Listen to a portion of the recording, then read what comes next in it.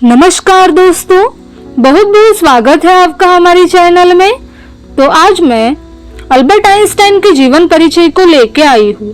I hope आपको ये पसंद आएगा। तो ऐसे ही अच्छी स्टोरीज, मोटिवेशनल वीडियोस, जीवन परिचय देखने के लिए हमारी चैनल को लाइक करो, शेयर करो और सब्सक्राइब करो। अल्बर्ट आइंस्टाइन का जन्म 14 मार्च 1879 को जर्मनी के एक छोटे से शहर उल्म में हुआ था। उनके पिता हरमन आइंस्टाइन एक इलेक्ट्रिकल इंजीनियर थे और उनकी माता पॉलिन आइंस्टाइन एक गृहिणी थे।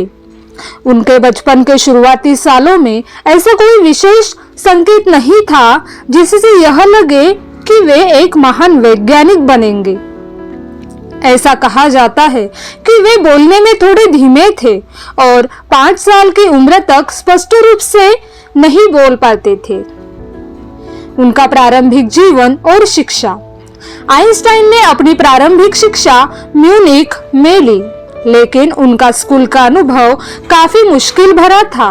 वे पारंपरिक शिक्षा प्रणाली से संतुष्ट नहीं थे क्योंकि वह रटने पर आधारित थी और उन्होंने इस प्रणाली के खिलाफ असंतोष जताया।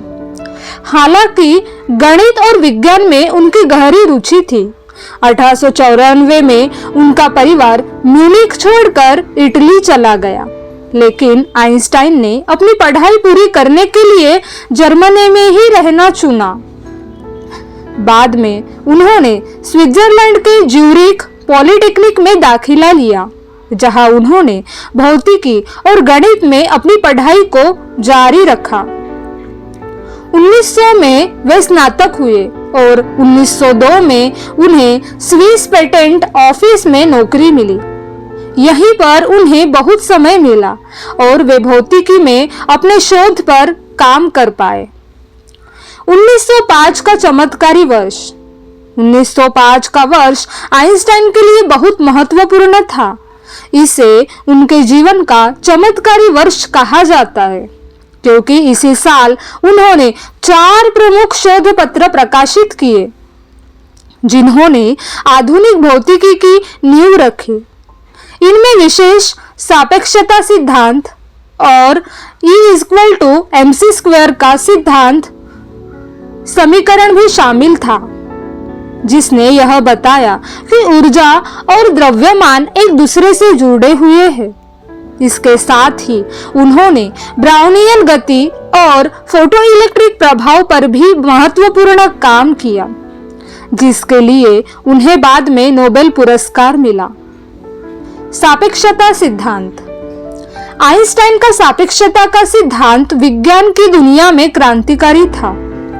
इसका सरल अर्थ यह था कि समय और स्थान स्थिर नहीं है, बल्कि वे पर्यवेक्षक की गति के अनुसार बदल सकते हैं।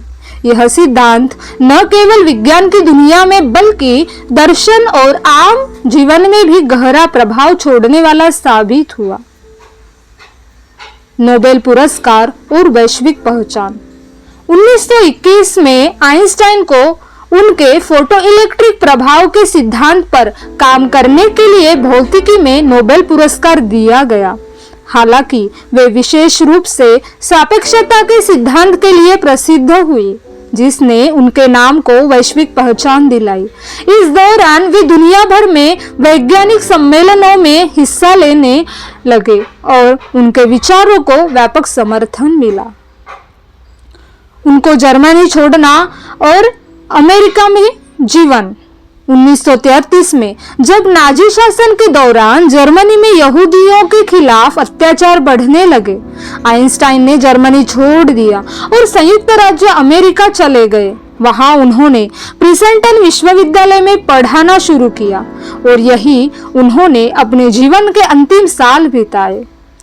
द्वितीय विश्व युद्ध के दौरान आइंस्टाइन को यह जानकारी थी कि नाजी जर्मनी परमाणु बम बनाने की कोशिश कर रहा है।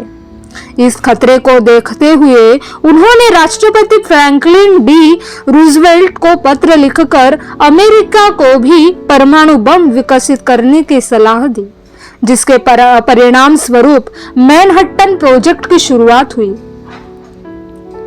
उनका शांतिवादी दृष्टिकोण। हालांकि आइंस्टाइन ने परमाणु बम के विकास में अप्रत्यक्ष रूप से योगदान दिया, लेकिन वे एक शांतिवादी थे। वे युद्ध और हिंसा के कट्टर विरोधी थे और हमेशा विश्व शांति के लिए काम करने वाले वैज्ञानिकों और दार्शनिकों के साथ जुड़े रहे। उन्होंने अपने जीवन के अंतिम वर्षों में विश्व शांति और मानवाधिकारों के लिए अपनी आवाज उठाई। निधन 18 अप्रैल 1955 को अल्बर्ट आइंस्टाइन का निधन प्रिंसटन, न्यू जर्सी में हुआ।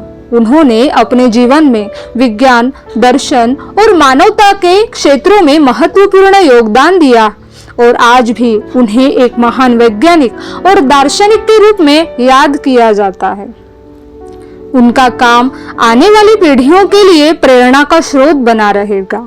आइंस्टाइन का जीवन इस बात का प्रमाण है कि एक सामान्य पृष्ठभूमि से आने वाला व्यक्ति भी